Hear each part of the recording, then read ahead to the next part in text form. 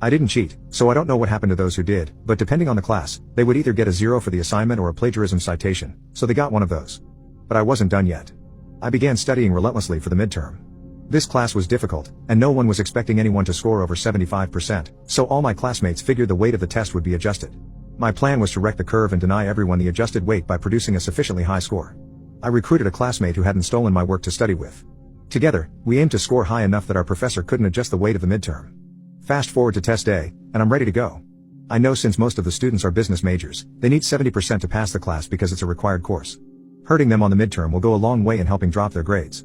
I take the test, I'm the first one done, and I leave pretty sure I've done enough to deny the class the exam weight adjustment. A week later, we get our exams back. Tests are distributed all around me with scores on the top in red ink. 68, 71, 70, 66, 75, 67, and these are the smart students. Someone on the end of my row takes a test from our professor and lets out a sigh as he begins passing a test down my row. It stops on my desk.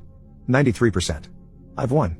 Some dweeb in the front of the class asked, "So, is there going to be a curve?" My professor responded, "Nope." I jokingly asked, "What was the high score?" 93%.